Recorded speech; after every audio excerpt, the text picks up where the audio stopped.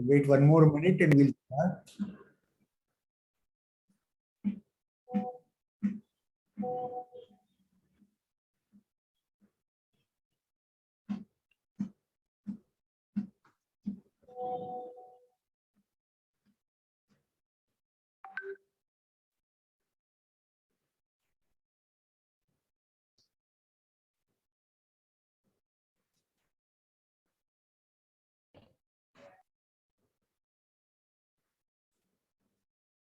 So,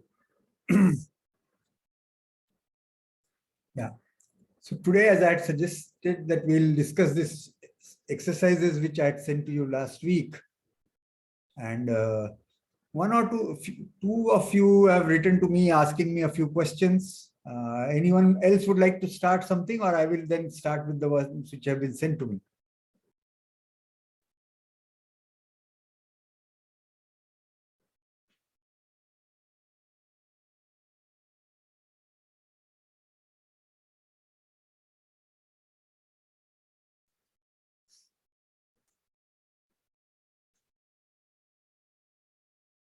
I do hope that you all have spent some time on these questions.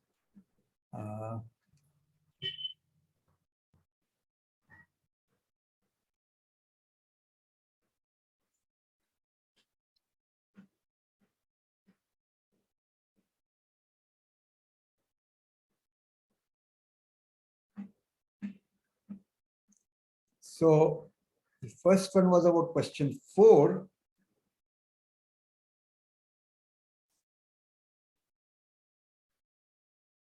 So there was a typo error. I changed the question or changed some other condition and I forgot to update it correctly. So this was a question which was pushed by one of you, and originally I had just put F from interval AB to interval CD and had asked you to show that it's onto, which certainly is not true. So the revised question now is the following. So F from AB, open interval AB to R, is a continuous, strictly increasing function. Okay. So first thing is to show that limit as x goes down to A, or limit as x goes up to A. So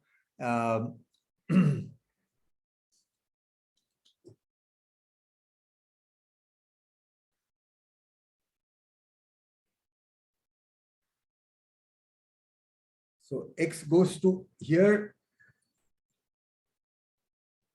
x goes to A from above, because below A, F is not even defined. Even at A, it is not defined, but as x is strictly above A, it is defined. So as you go, as x goes to A from above, the limit exists.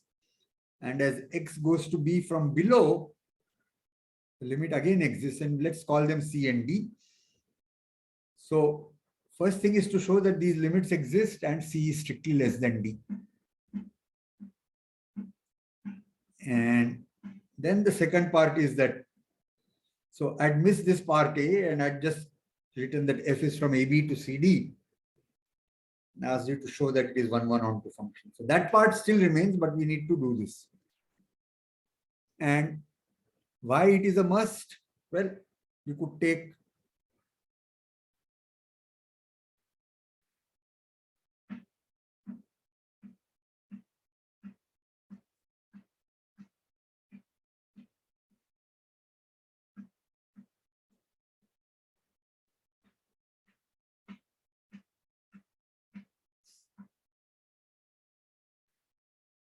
A to be 0, 1 open interval, CD to be open interval 0, 2, and Fx equal to x.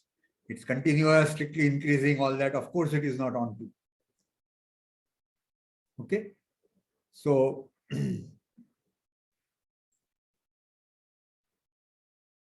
so let me tell you that the questions I just make up from my mind. I don't pick it up from any book. Okay. And couple of times I may have deliberately not added something or asked something. Here it was inadvertent.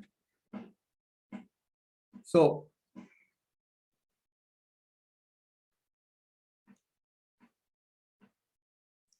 and those of you who had given it a thought but did not ask the question, you think, what was it that you were missing? Okay. Sir, Yeah. can you go to the third part of the third question? It is up. I'll scroll up and then see. Yeah, wait.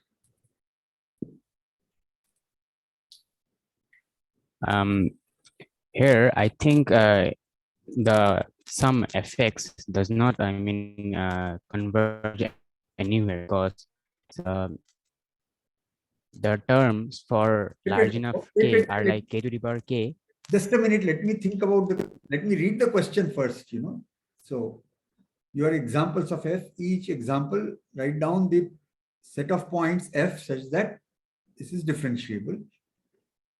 The set of points f and the set of point g where f dash is continuous. Yeah. Now, what is your question?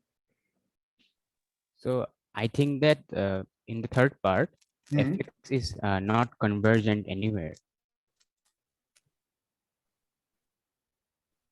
because for large enough k, the numerator is like k to the power k, and we are dividing it by something smaller than that. Correct. So there was.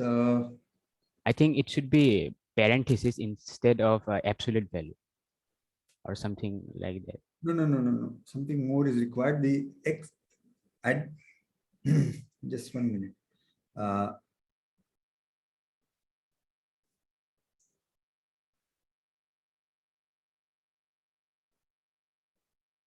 Even if it can still be the absolute value, but it can't be a k over x minus k to converge. It has to be x minus a for some constant.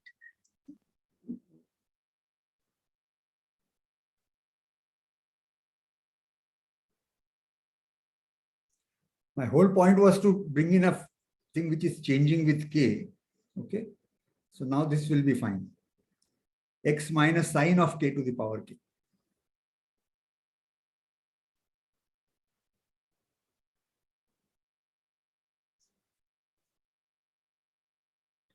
So x minus k should replace by x minus sine of k, cos k, some function of k which is bounded.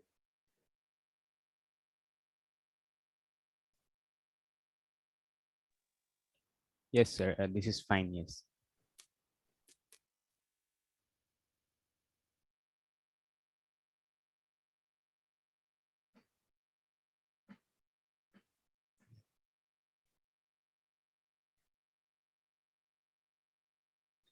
The way I had put it earlier, k power k is in the numerator, factorial k in the denominator. So that won't work.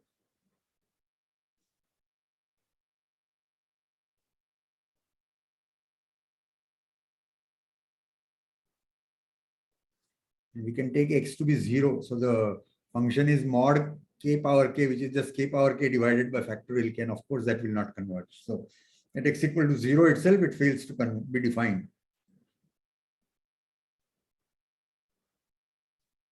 So hopefully I won't make this error. And if I make this error, then anybody who writes a reasonable reply will get full credit and others may get partial credit. But full reply means explain as to, just say that this is not defined. You will get maybe most of the credit, but if you put down one point where it is not defined, you should get full credit. If you don't attempt it at all, then there is a question of, what to do. When I should not have made a mistake in the question paper, but the best is if you read a question and if you think that there is a problem, at least write down whatever you think. Okay. Hopefully it will not happen.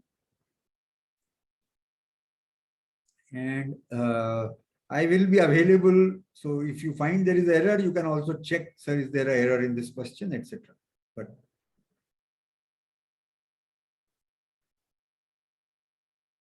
But like this question is given, you put one something k equal to 1, k equal to 0, that at this point it is not defined. So this is not a good question. That's it.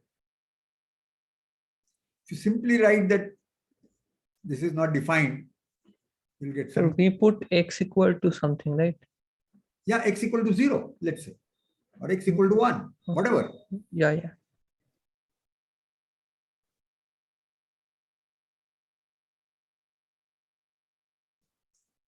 Yeah. So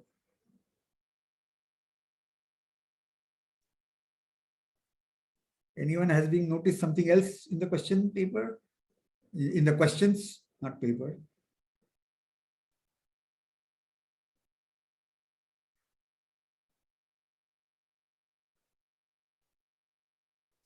There is a thing in question 6 where I simply missed out, right? This, I don't know how it got missed, but so the question says f from r to 0 infinity is a continuously differentiable function that is a bijection, and g is equal to f inverse is the inverse.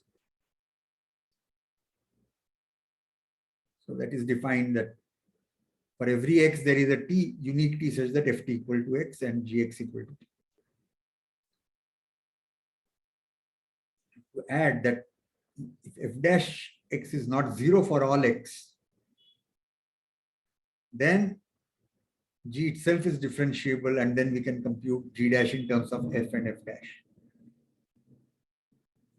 This fails if f dash x is 0.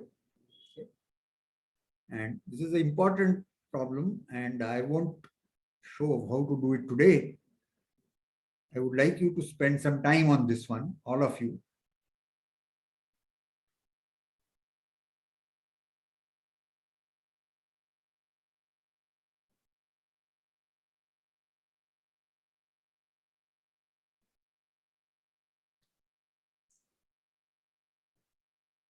And then there is one.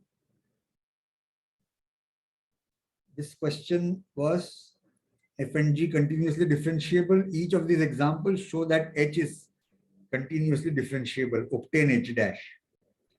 Now, let me confess, I kept changing the question. Initially, I was giving it like another set of exercises where in which of each of the cases decide which one it is differentiable. And in that case, obtain f dash. Somehow I changed my mind and changed the question, but forgot to drop this part, which is 6. If f and g are continuous differentiable, etc., just taking maximum will not give you that the result is differentiable. Okay. And one of you did send me question example fx equal to x and fx equal to minus x. Then you take the maximum r to r. You will get mod x, which is not differentiable at 0. So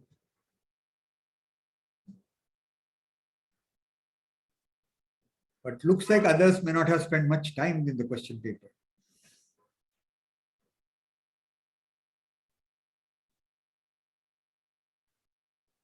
So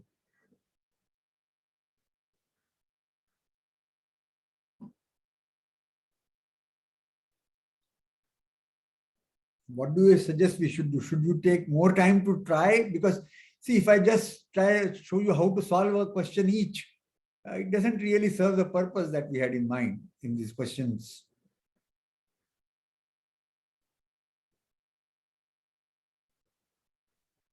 Sir, I think a bit more time would help.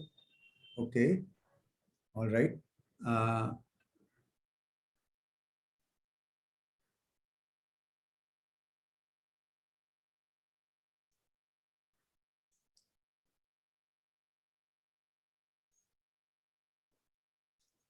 So after these corrections, I will put it up again. These 3-4 small corrections, but I will do that. And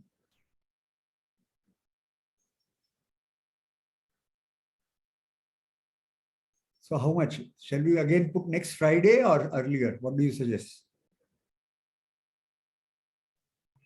Sir, any day on next week. I mean, we would get one weekend at least, Saturday, Sunday Okay. in the middle. So okay, then if I push it at Friday, you will not do it on weekend, and then again we'll be on the same boat. So let's do Tuesday. Okay. So that puts some pressure to try and do that on the weekend. Unless that is conflicting with something else, let's do this on Monday, on Tuesday. Okay. Okay, sir. All right. Hello, sir. Yeah. Sir, in question number 9, Okay. I think fx should be equal to x plus c instead of f of 1 Ah, into x.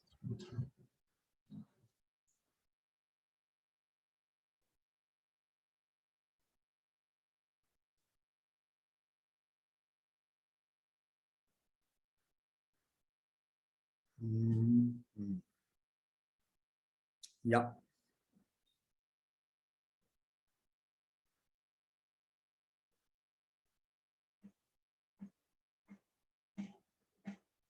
So also in question 10, Just 1 minute. Let me write it down. I might forget again. So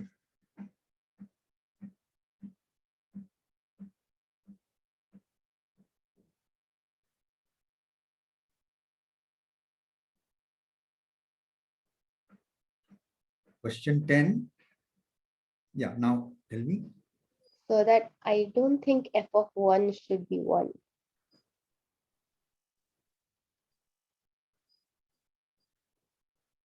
Ah. Hmm. Otherwise, the fx will not be ex. We will have to modify that constant there. Yes.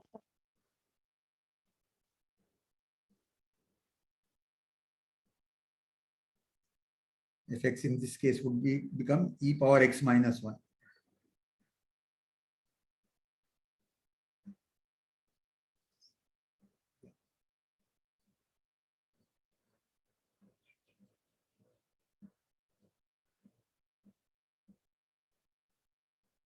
Anything else?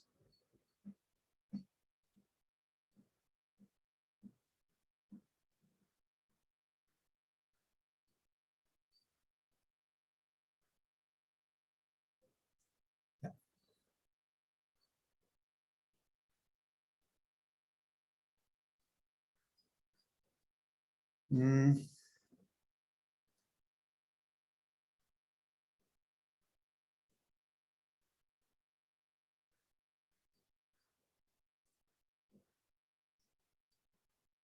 So any other thing about this set of exercises or on this theme? Otherwise, we'll come back to our Riemann integration business.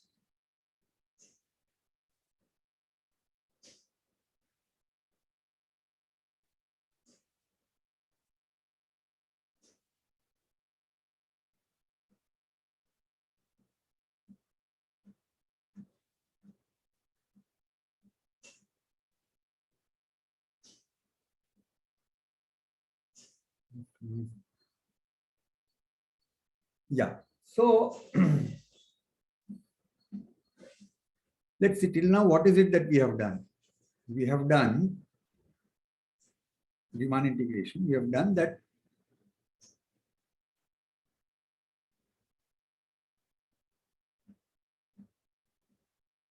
f from AB to R bounded. Then we have defined Riemann integrable at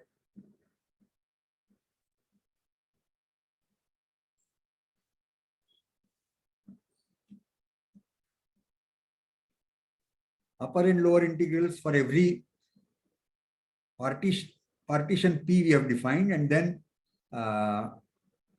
this limit of this we take it as ABF. This kind of maximum of this ABF, and when these two are equal, we call it to be Riemann integrable.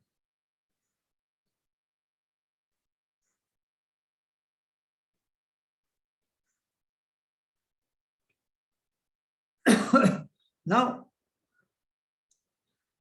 leads to many questions. What if it is not bounded? Can we define Riemann integral? What if the interval itself is unbounded? Instead of closed bounded interval, it is real line or 0 to infinity, etc. Okay. So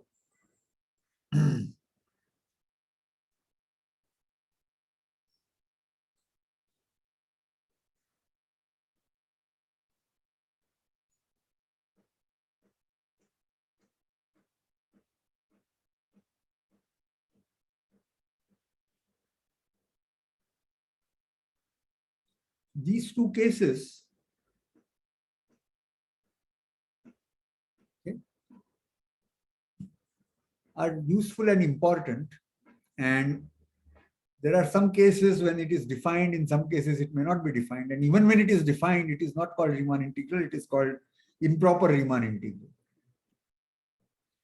Just to differentiate, so if something, the improper integral exists, you already know that something is slightly different from your standard upper and lower integral and unique equality. Okay. And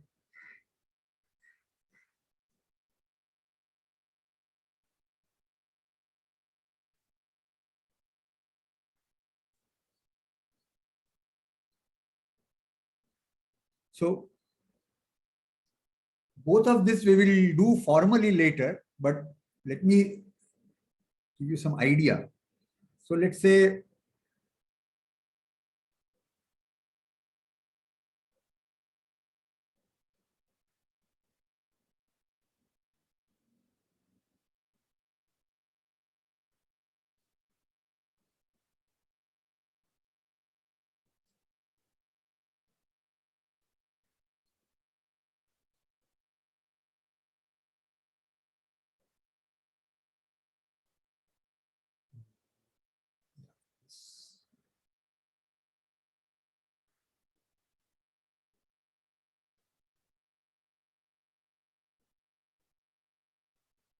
let me start with the simplest.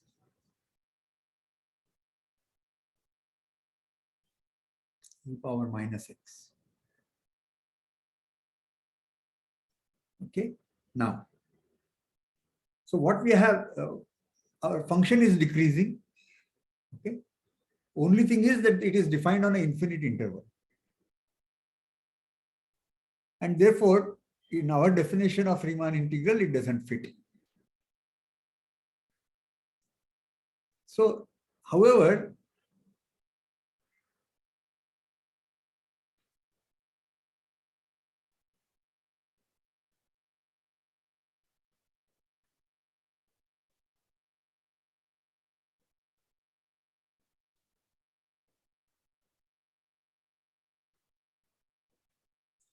to take any real number in that interval 0 to infinity, call it a, then integral 0 to a fx dx is defined. Why? Because e power minus x is a continuous function and it is a bounded continuous function on this closed bounded interval 0 to a. So e power minus x integral is defined.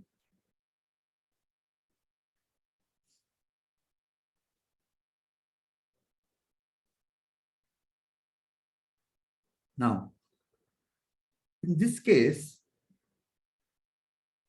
when your function is bounded, only problem is that your interval is infinite interval, specifically some 0 to infinity, one side only. Various cases can be taken up, but this is the important side. So, in this case, we say that if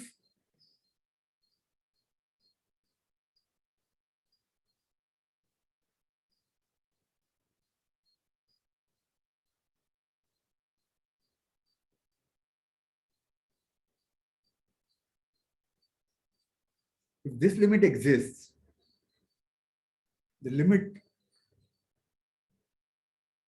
equal to alpha, let's say, then we say that the integral 0 to infinity, and either we put a mark somewhere or write that this is actually an improper integral. Or if you see that the interval on which you have integrated is infinite interval, already you should be alerted that this is a improper integral.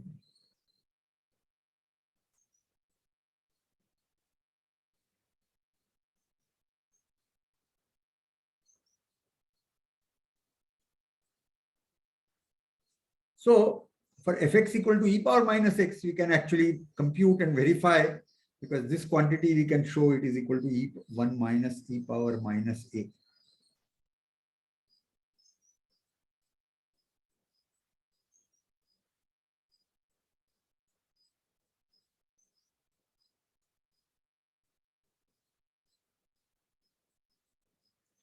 You can take this function and differentiate it, you will get e power minus x. So from there you can figure out and see that this is, and so this limit as a goes to infinity exists, and it is actually equal to 1.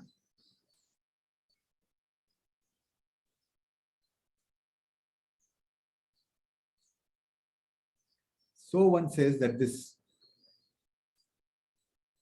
improper integral is defined and equals 1. Hello, sir. Yeah, Sir, it is defined for every a in 0 to infinity. yeah. By that we mean that it is defined in every non-negative real number, right? No, it is defined for, yeah, any non-negative real number a, it is the integral 0 to a is defined. Yeah. So then if we consider in general integral 0 to a x dx, which is a square by 2, then Yes. that is also defined for every non-negative. Yes, but this limit is not existing. Limit is Okay. Yes. limit is infinity. Okay. Yeah. In fact, even e power minus x, instead of that, you change it to e power x. Then the thing again. Yes, sir. Yes, sir. I see.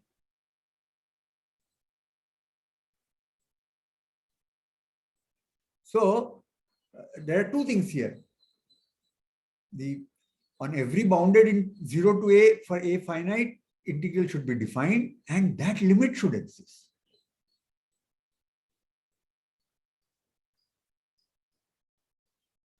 Okay. And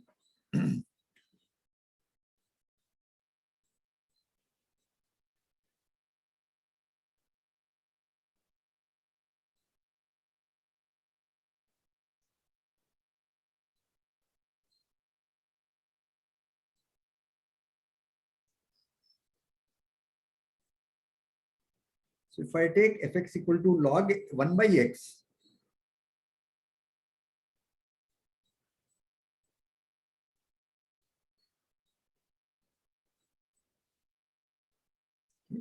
now by this logic, if we take any finite a, you can show that the limit, that the integral 0 to a will be there, compute it.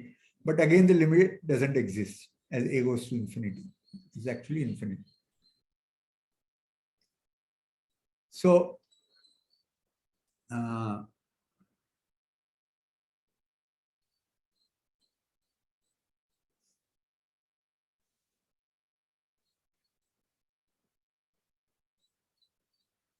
So sorry, could you repeat the last thing you said? I didn't fully catch that. yeah. So if you take this example, fx equal to 1 by x for x in 1 to infinity, I'm avoiding 0 so that there is no problem at 0. Okay. Then this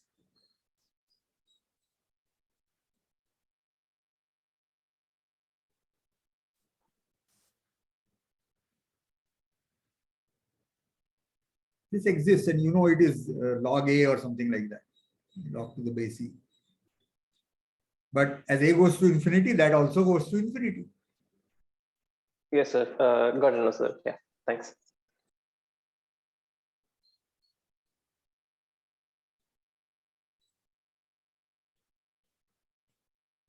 So not integrated. Okay.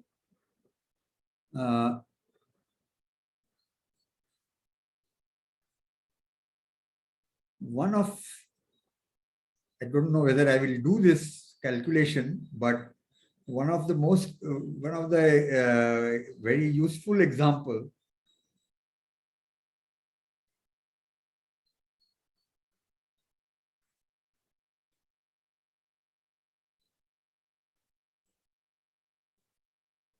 or so f is now defined on closed interval 0 to infinity. I can even at 0, I can make 1. Doesn't matter. Okay. Now,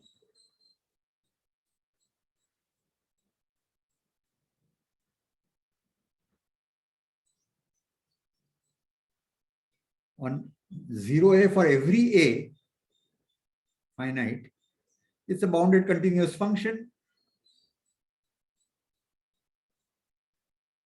So integral exists. The computation of this integral as the limit as it goes to infinity. I've forgotten now. I think by 2 or pi or forget something. Sin x by x, this integral 0 to infinity. Somewhere pi enters, but what it is, I don't know. But this is actually a Riemann integrable, this function. Namely, the improper Riemann integral exists and is a very useful quantity in various analysis questions. Okay, advanced questions. So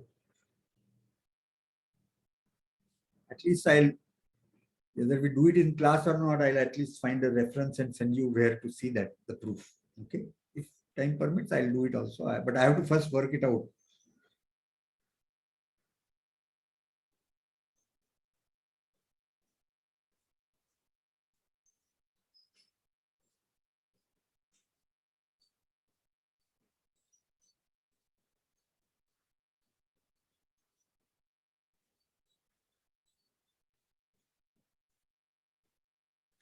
This is integrable in the improper sense.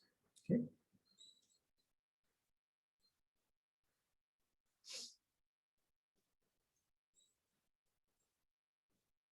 But let us start with a even simpler thing. It's without going to proper improper. Okay. Let us look at something like this.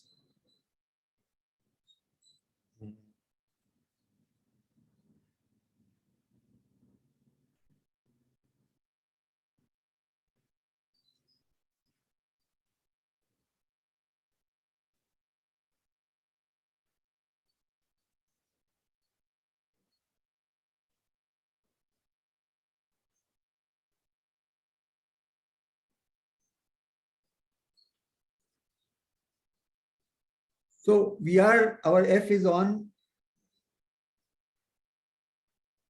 closed interval 0, 1 to r.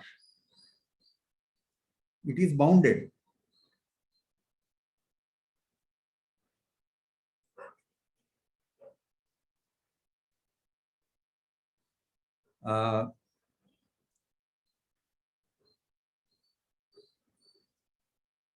It is continuous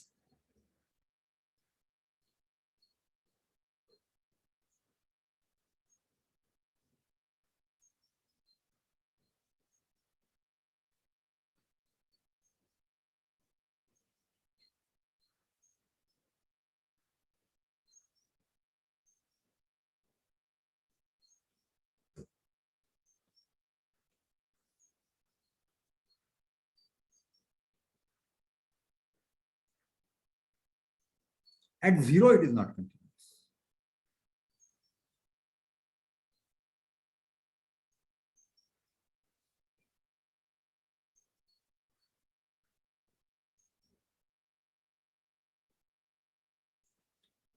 So if it was a removable singularity, namely if you could assign some value so that the limit exists, etc., then the problem would be simpler. But here it is, discontinuity is different kind. But the function is still Riemann integrable. And this is not an improper, this is a proper integral because our set is closed interval 0, 1 and the function is bounded. This is not a notion of improper integral, but any ideas how would one proceed on this question to show it is Riemann integrable?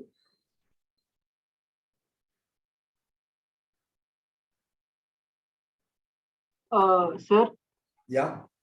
I'm not sure, but maybe we could change 1 by x to y and then the limits to 1 to infinity maybe. But then it will go to improper because our interval will be infinite. Yes, sir. Okay, so we have to do it with proper integral. Oh. So we can break the function into like two intervals, like from 0 to epsilon, like it's like sine of 1 by x and 0 otherwise, and a second function is 0 to epsilon is 0, and otherwise it's sine of 1 by x, and we can show that like this okay, I'm not sure exactly. Yeah. Yes. Yeah, but your idea is good. Essentially, that is what we will do. But instead of replacing f as sum of two functions, we'll do the following. But exactly what you had in mind. Okay. So we will try and use our where is my that to show Riemann integrability, if we can get hold of a set of partition P such that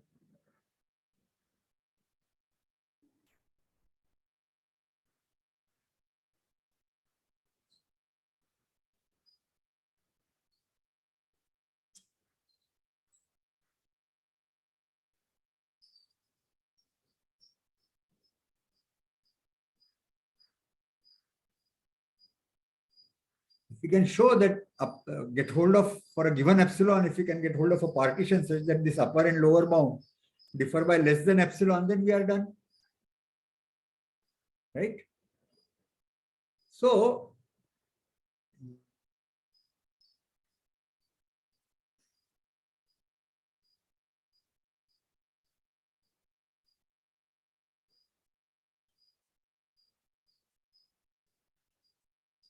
we try to get hold of a point here. Since epsilon is here, let me call it alpha. Let's try to pick a point alpha close to 0. Whatever alpha we pick out from alpha to 1, things are under control. We know it is integrable and we can get whatever upper lower approximation we want. Okay. So what about 0 to alpha? The function is bounded by 1. Right? Function is bounded by 1. So maximum can be 1, minimum can be -1. So upper and lower, the maximum difference will be 2. And the maximum length here is alpha. So take any alpha, the upper and lower on 0 to alpha. I'm talking as if we are taking two functions. Eventually, while writing, we will not take two functions, but picking up the idea of writing f as a sum of two functions, we are picking that up. So if we write f as two functions, then on this 0 to alpha, maximum will be 2 alpha. So I'll take alpha to be epsilon by 4. So we are given an epsilon, take alpha to be epsilon by 4. Now we know that between 0 to alpha, take any upper lower bounds, etc. No problem. Our maximum we are going to go is 2 times this, which will be epsilon by 2. Now on this interval, since alpha to 1, f is integrable, Riemann integrable, closed bound, everything is fine, closed interval, bounded function, and continuous on alpha to 1. So Riemann integrable. So we can get hold of a, let us call that P star, a partition P star of alpha 1 such that U alpha 1 F P star minus L alpha 1 F P star is less than, I'll take epsilon by 2. So the upper and lower difference between alpha to 1 is at most epsilon by 2. And then we take P to be simply, just add the point alpha. Alpha is already there, so just add the point 0.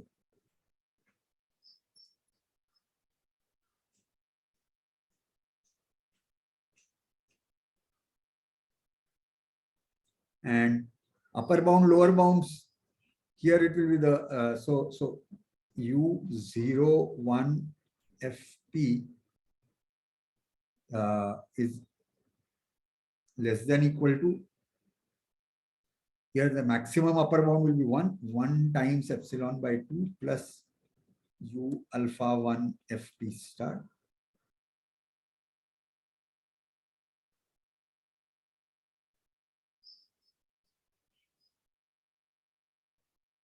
No.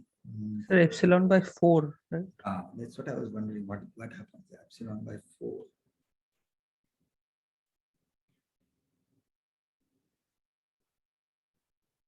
And the L01 FP will likewise be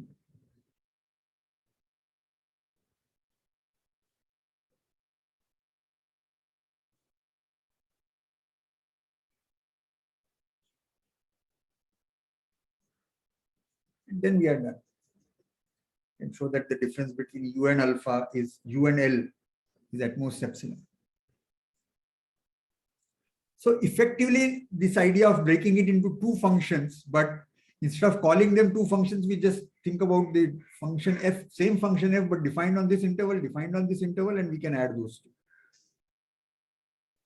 So it's a using this equivalent thing that we have done, that getting hold of a partition such that the upper and lower differ by at most epsilon, that has come in very useful. It can be done even other ways. If you read different books, each one will do it in a different way. But given that we have done this part of a partition, such that the upper and lower for that partition differ less than epsilon is equivalent to saying that f is Riemann integrable, we've been able to use this trick.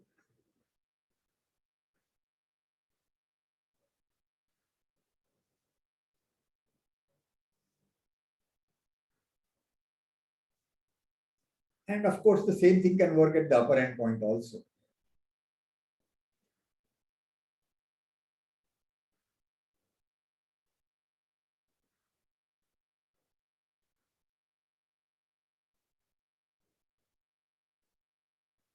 So more generally, we don't have to write it as a theorem, but more generally, what is it? We didn't really use that it is sine 1 over x or anything like that.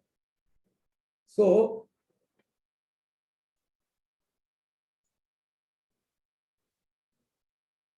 if f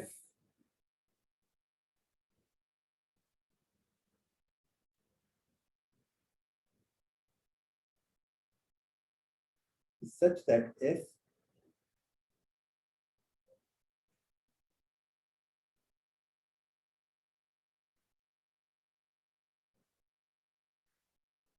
is continuous on the open interval 0, 1 and is bounded,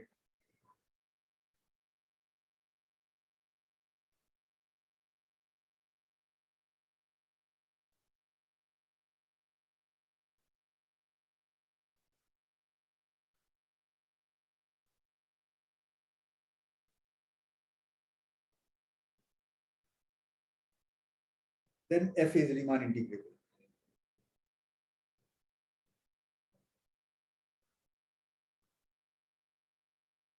Right?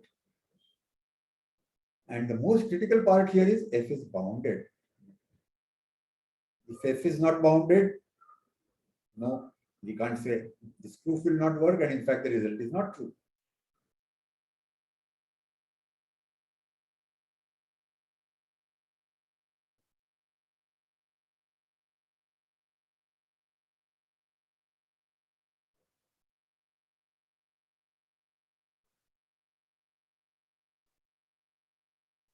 We quickly come up with an example where if we take away boundedness, what goes wrong, or how it will go wrong. An example?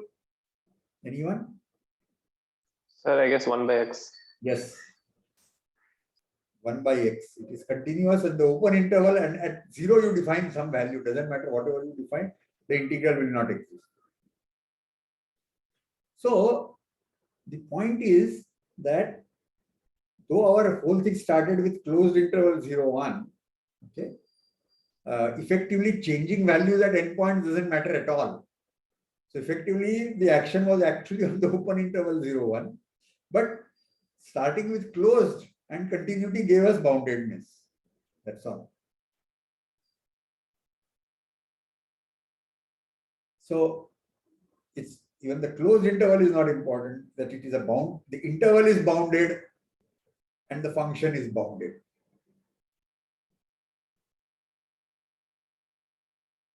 Of course, we already know that just bounded interval and bounded function doesn't ensure integrability. The rational irrational example. Okay. But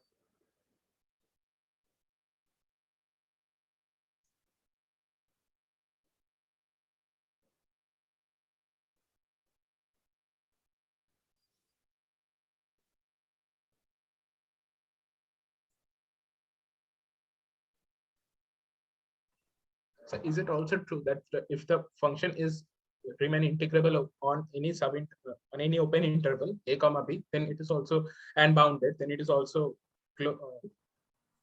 integrable over the closed interval a comma b. okay, let us see. Let me try to write down what exactly you said. So you have a function f on begin with, let's say, closed interval. Yeah. And now you are saying that if f is integrable on any open subset of that a comma b. Okay, bounded also. Bounded on a comma b, closed a comma b. wait. No, you did not give boundedness, right? F is Riemann integrable over any closed subset of a comma b. on any closed subset of AB. Yeah, strictly inside a comma b. Any closed subset, but strictly inside a comma b.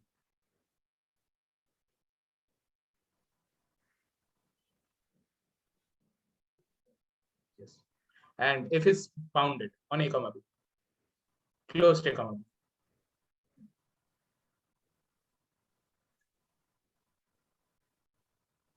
Yeah, this if remain integrable on closed a comma b, then Effectively the same proof that we argued just now.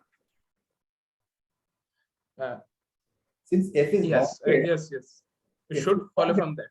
when C is close to it, A, on the A to C part, the upper and lower bounds can be controlled. On B to B part, upper and lower bounds can be controlled. And C to D, anyway, we are assuming it is Riemann integrable. Right?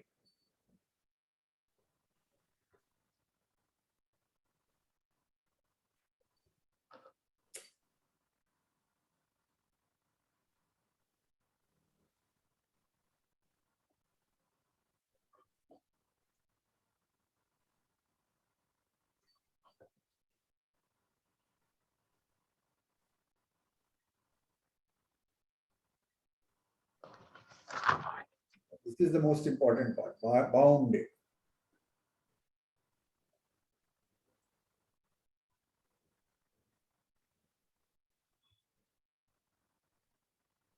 So are C and D fixed here, or is it for any interval CD? For all. For all CD, okay. Got it.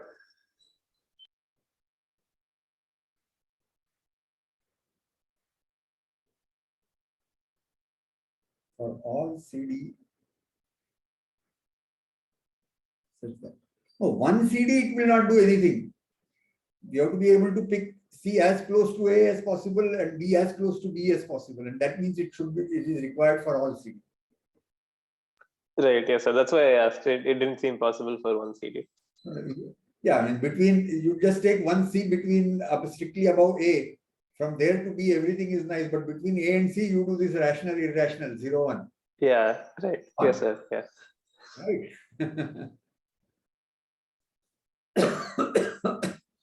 So the main thing, as a especially for students who wish to pursue math in a higher order math, okay. So and I assume that people who come to CMI are following that path. If you just wanted to somehow write exams in math, then you won't be coming to CMI, right? So just if a theorem is stated and its proof, that is one part. But thinking about why some condition is needed. Can we, if this was not there, what can go wrong? If that is not given, what can go wrong?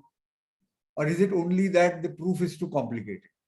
That's also possible, but thinking about such things, and if possible, getting hold of examples where if you remove one condition, then the thing fails. This is important, because that is what will tell you how to pursue proofs, how to understand theorems, results, etc., etc. Okay. Always it may not be possible. Okay. But at least thinking on those lines gives you ideas.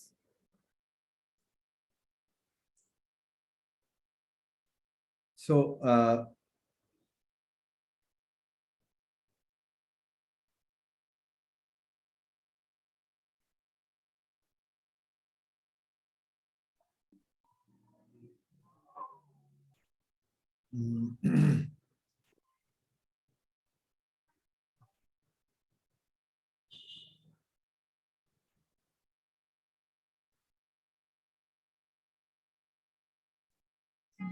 last class, did we complete this thing about integration by parts background, that theorem, or no?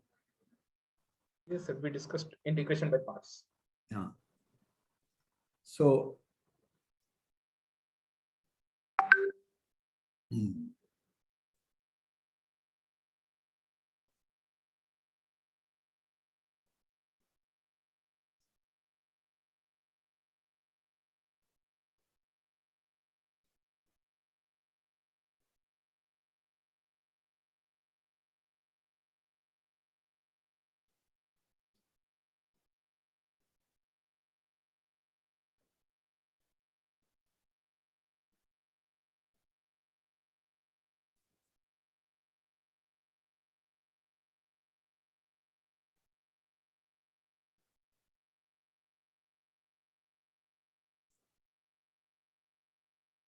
so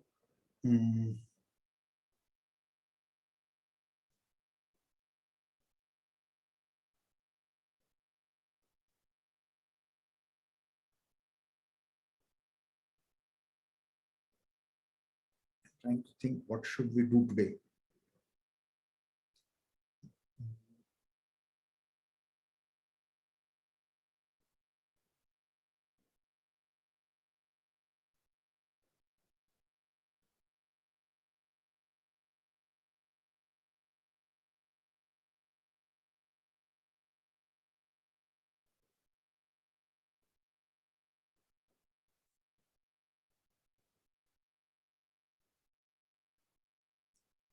So,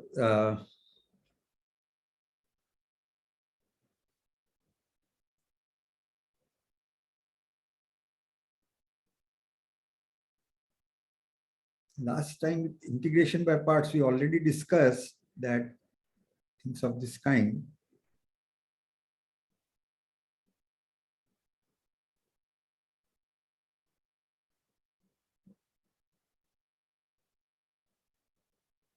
This we should be able to do. So let us try and work on that. M an integer.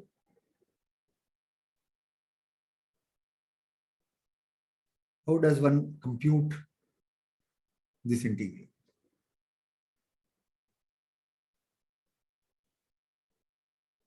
Indeed,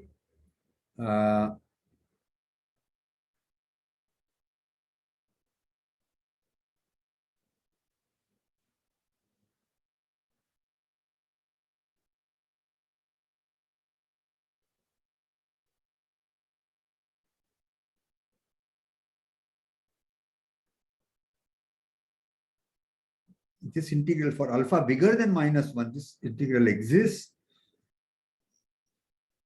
and is called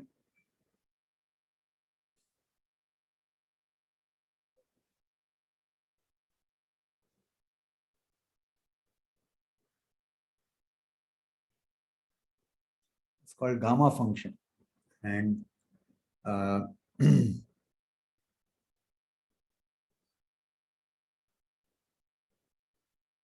so, as I had discussed or mentioned a few times, that whole lot of mathematics developed because people wanted answers for some questions. And several questions were leading to being able to compute integral of this kind. Okay. And so they got named. And these days it is not so common, but if you go back to mathematics curriculum of MSCs in universities, let's say going back a few years, few decades maybe, there used to be a topic which was called special functions.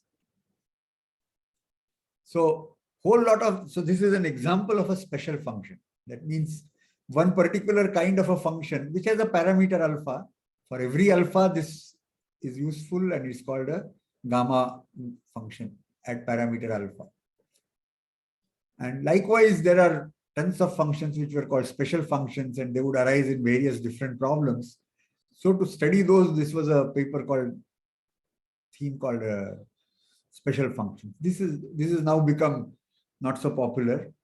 You read a special function only if you need to study that particular one, not in general. Oh yeah, for the gamma, yeah, you're right. The definition of gamma is actually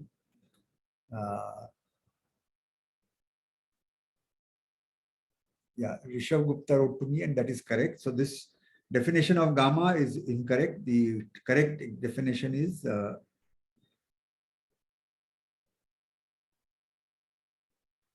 and then it is defined for all alpha positive. So I mixed two things. My definition of integral was correct, but then it would have been gamma alpha plus 1 as Rishabh wrote. Yeah. Yeah.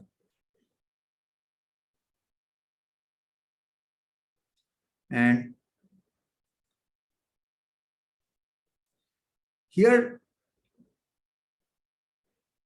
for integers, it's straightforward. That is what we will do. And more generally,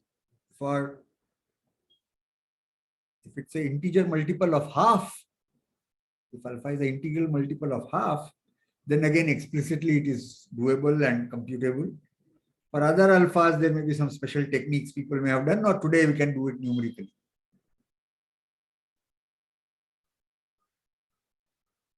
Integral multiples of half, it is very much needed in probability calculations. For sure, it is needed perhaps in many other areas. But we will first do it for alpha integer. Okay. So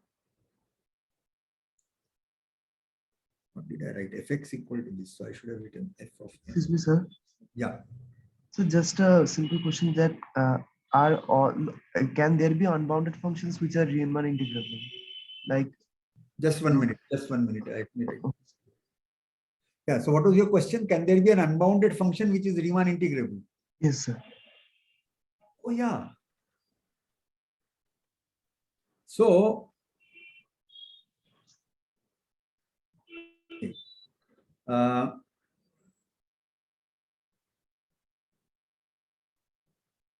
let's see, how does one construct a question, or how does one construct an example? So if I think like in the interval, the domain of integration, the function should be bounded, right?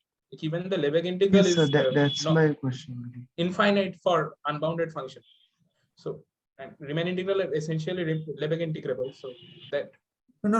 Okay, so we are going on the only to Riemann integral. In the domain of integration, the function should be bounded, right? For Riemann integral, yes. Otherwise, improper integral. So his question was, of course, about an improper Riemann integral, right? So like the integral of 1 by root x from 0 to 1 in the interval 0 to 1. Yeah. So it is unbounded in 0, but it is integrable. Yeah.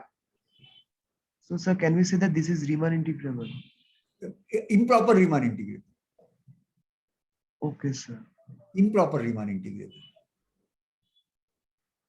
Because it is unbounded. Yeah. Okay, so I get it now. What if we unbound the values at countably many points? Yeah, I mean, then you can, if you are doing countably many points, and if those countably many points are having a unique limit, let's say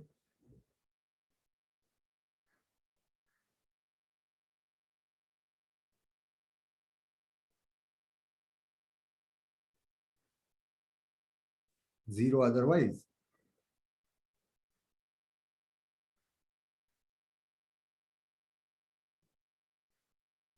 So this is improper Riemann integrable.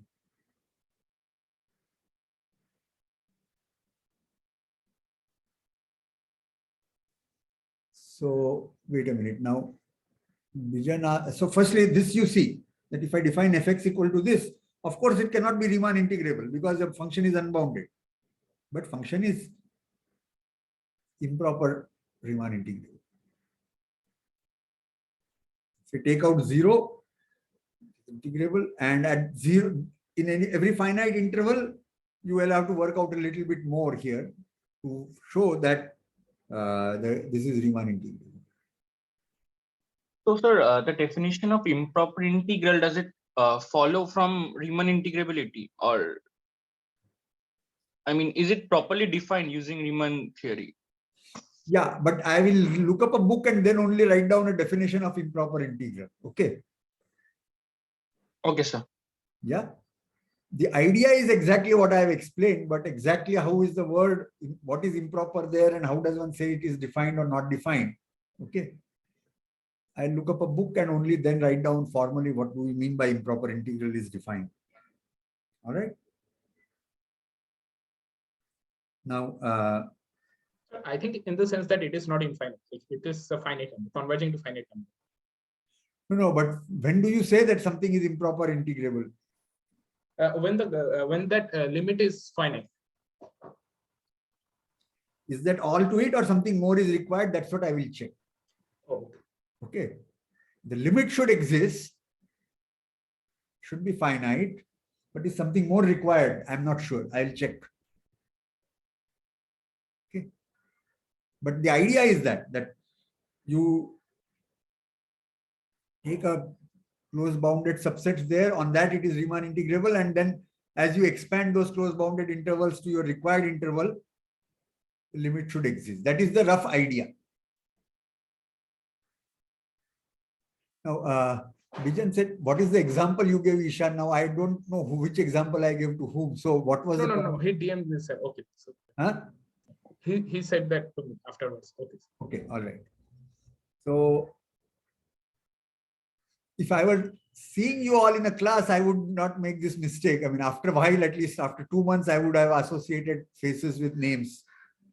Older times, it was easier because the class sizes were small. Now it is getting slightly more difficult, but with online, it is impossible.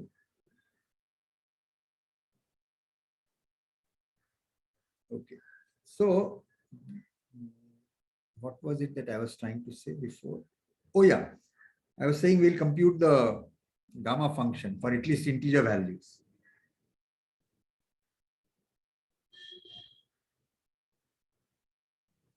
So integral 0 to infinity. Okay, since the standard way of doing it is bringing m minus 1 e power minus x. So this is the gamma of m.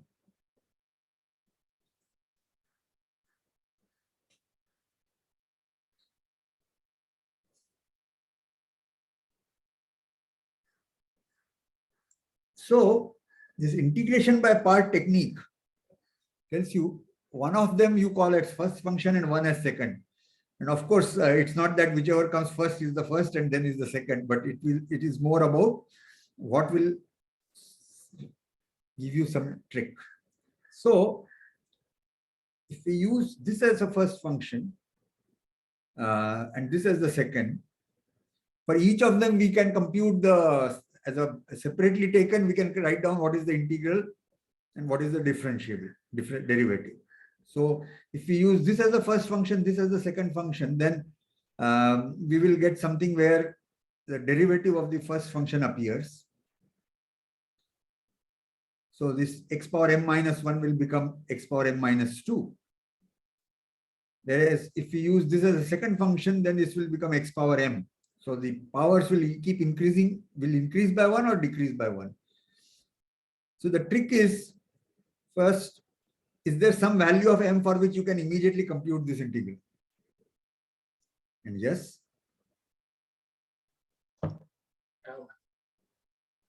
Gamma of 1 is, and this improper integral we can compute. We had just a little while ago seen that this improper integral is equal to 1.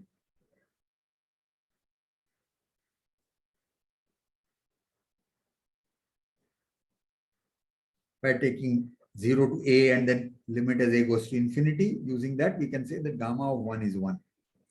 Now, so that gives a clue that if you know gamma 1, if we try to compute gamma of 2 and use x power m minus 1 as the first function, it will somehow simplify. So that gives us a clue that therefore we'll do this as first function, this as the second function.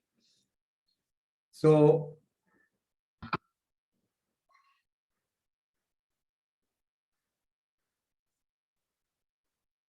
first function into integral times the integral of the second, which is minus 1 times e power minus x.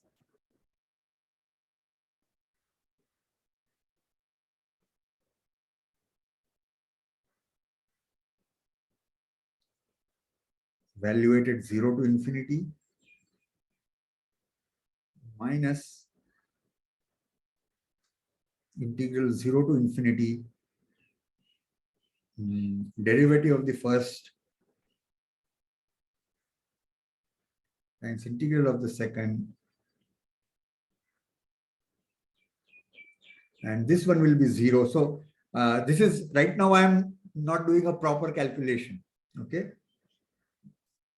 In a math exam, this will not be accepted as a proof unless you have worked out the intermediate steps. This will be 0, and this you will get is with gamma of m minus.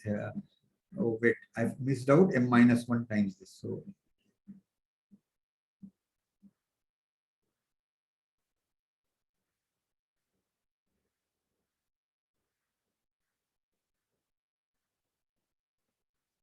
we just now have managed to prove, or at least outline, I won't say prove,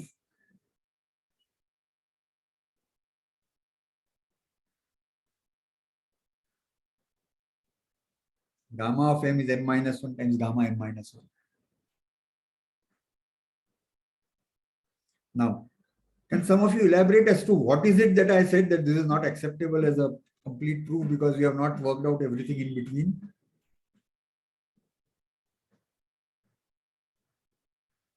This improper integral, let's assume that we have managed. We have done already. So this is fine. The improper integral is actually involved right in the definition of the gamma function. And then this part is fine because this will be exactly by definition gamma of m minus 1. So the part which is questionable is this part.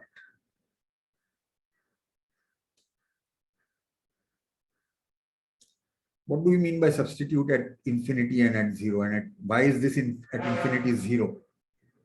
These are the questions one needs to answer. And the solution is straightforward. Solution is actually fairly simple. In the definition of gamma function itself, one can bring in the improperness. So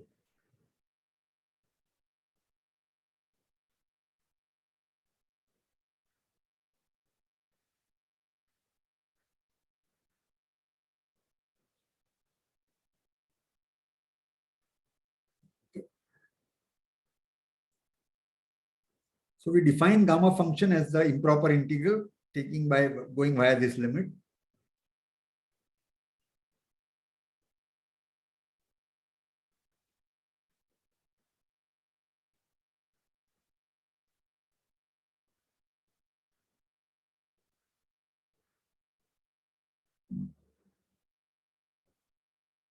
Okay, and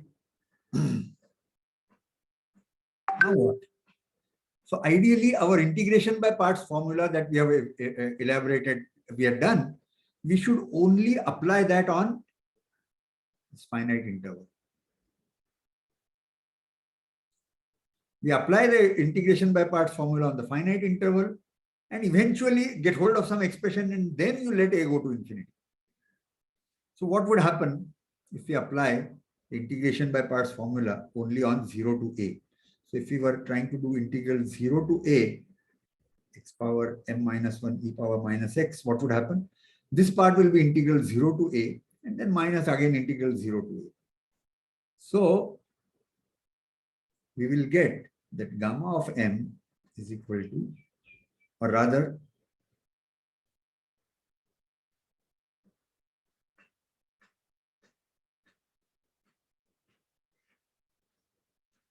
this part, integral 0 to a, this part is equal to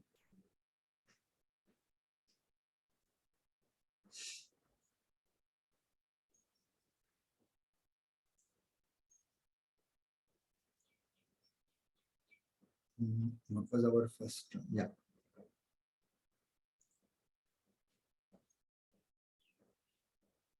X power m minus 1 e power minus x evaluated 0 a minus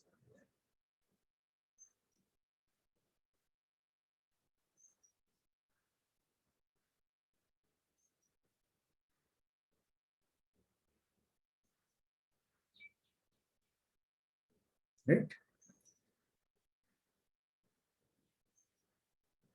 Now that is equal to, now we can evaluate it at 0, and at 0 it is 0. If m is strictly bigger than 1. M equal to 1 we didn't have to do. So if we have taken m equal to 1, we know the answer. The sum is 1. So m is an integer strictly bigger than 1. Then at 0 it is 0. And at a it is equal to a power m minus 1 minus a m minus 1 e power minus a. And somewhere I missed out a minus sign.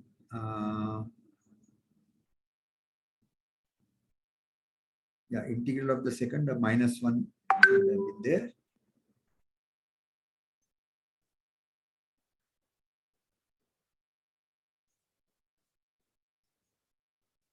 So this one will give you plus. Why did I put here infinity? I'm equating up to a.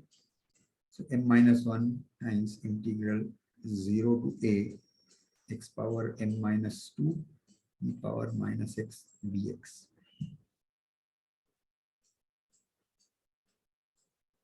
So now we are set, because as we the limit of this as a limit of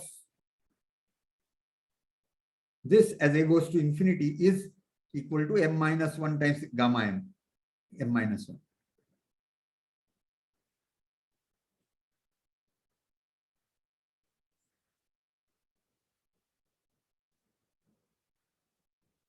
And limit of this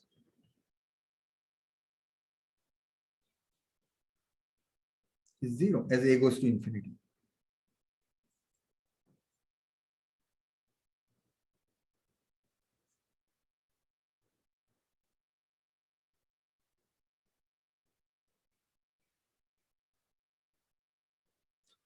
So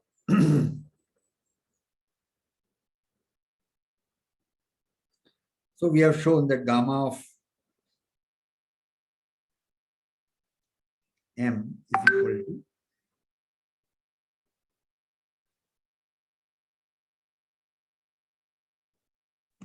So I don't understand how this limit is going to 0. okay, yeah, that is all right. So this is a power m minus 1 divided by e power a. M is fixed. Okay. Oh, I was thinking it was e to the power 1, but sorry, I get it. Yeah. So e power kills all polynomials. So whichever way you can write out a proof of this is straight, it's easy.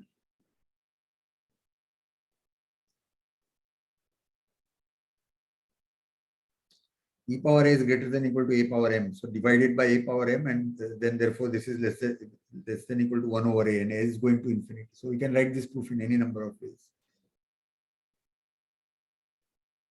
So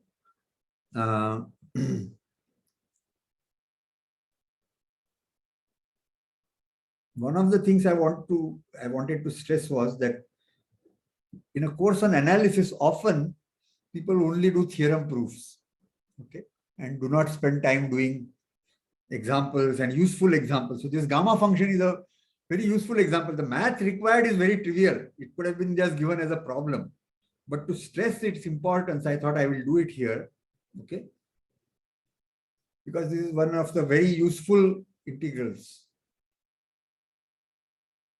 And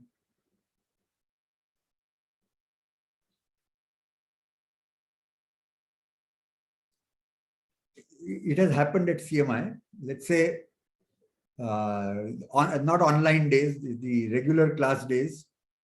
And I was teaching the first year students the probability course, which is in the second semester. And in some examples, I was to do explicitly some integration. Okay.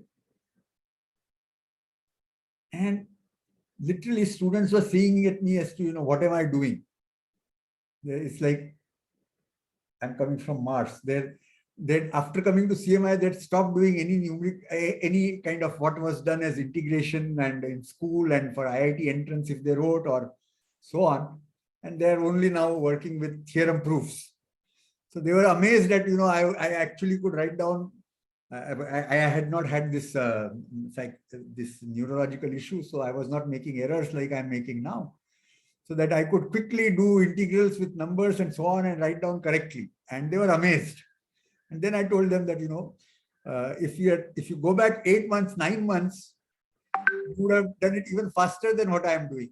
But now that you are doing abstract math, you have lost your touch with what can be called actual computational math. So my advice to you all is, even when you continue to work with abstract math, if that is what excites you, don't give up. Don't give up the things that you have learned earlier and ability to do these computations. Okay.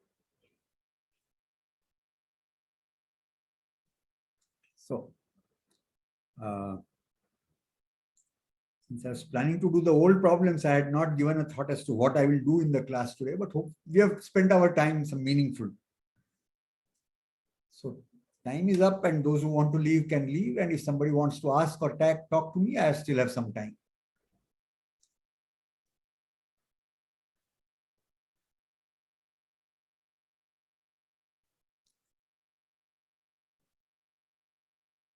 And yeah, this thing works for like positive integers, right? M greater than 1. Okay, wait. What is the actual result is that for alpha bigger than 0, gamma of alpha is equal to alpha times gamma alpha minus 1. Whether alpha is integer or any number. For alpha positive, this is 2.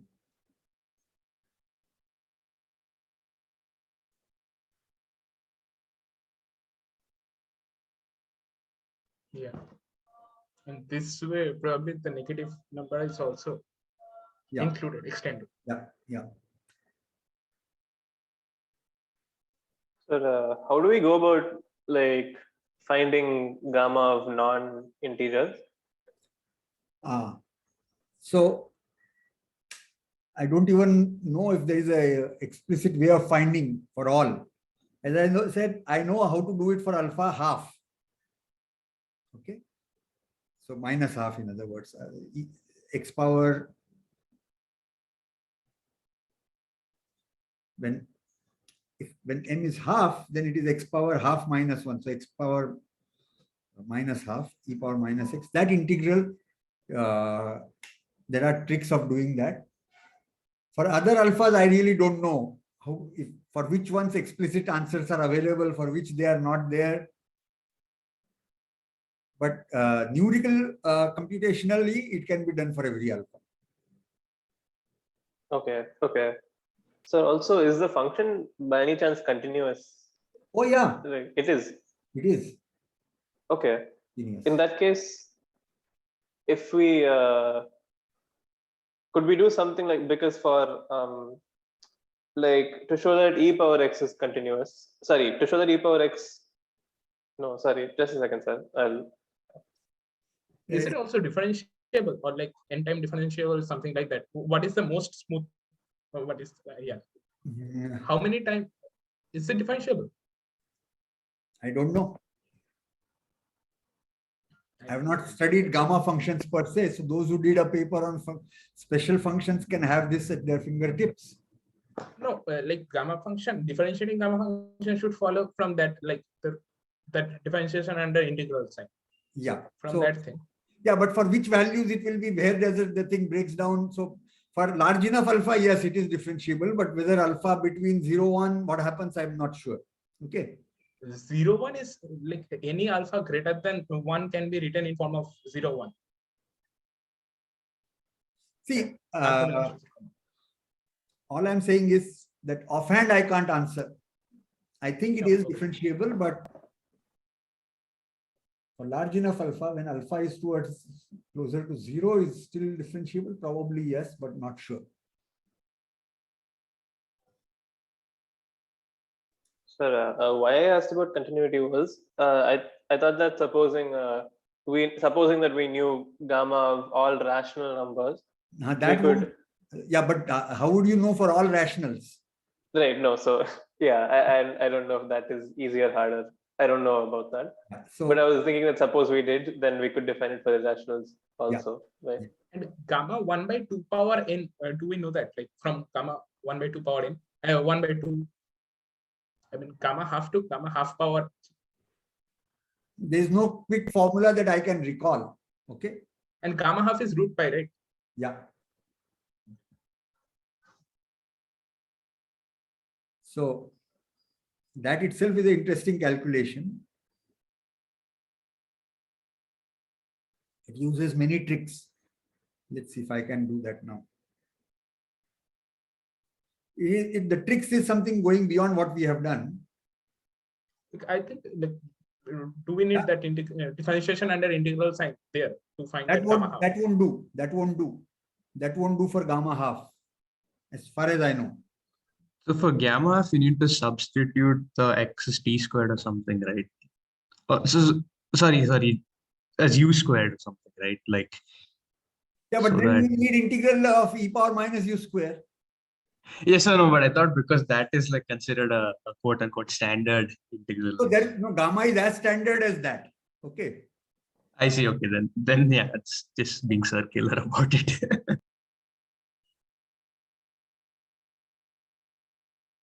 So the trick to do this is the following.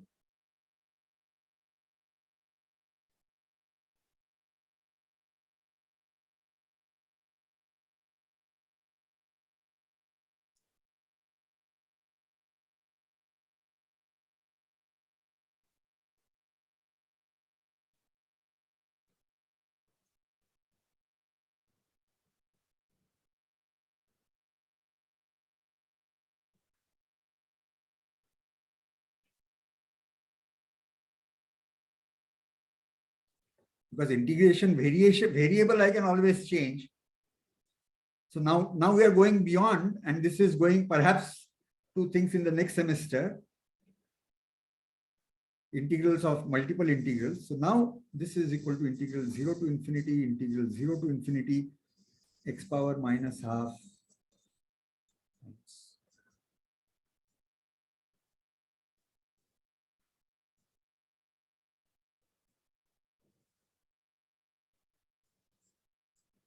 Frobenius theorem, right?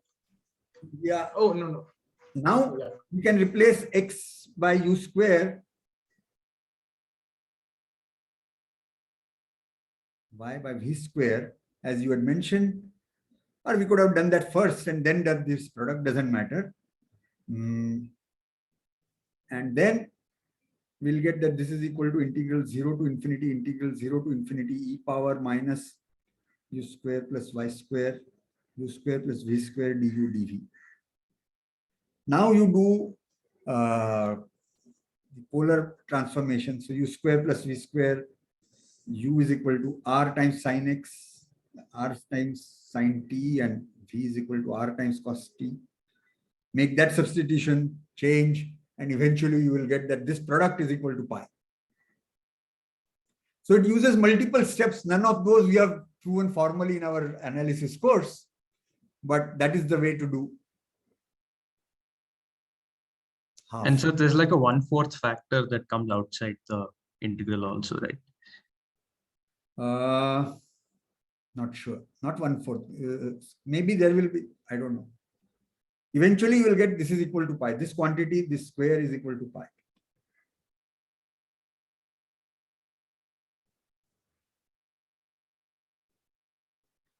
So I know how we will do it. Exact calculations I have to work out and see.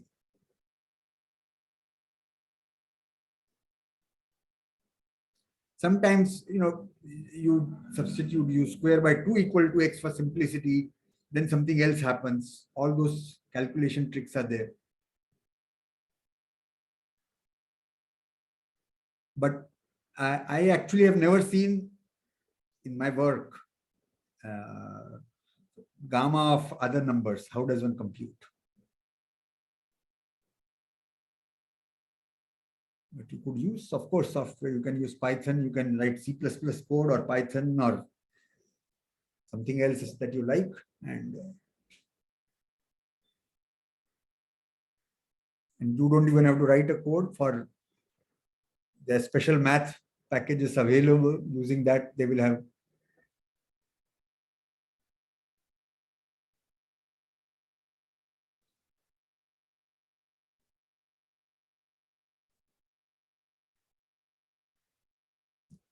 All right, so let's stop here.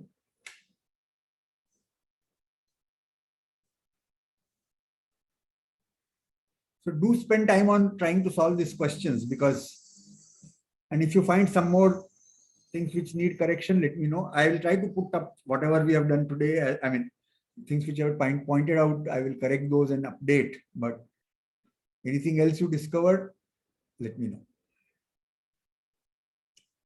But do spend time. All right, then goodbye. Thank you, sir. Thank you, sir. All right. Thank you, sir. Thank you, sir. Thank you, sir. Thank you, sir. Thank you, sir.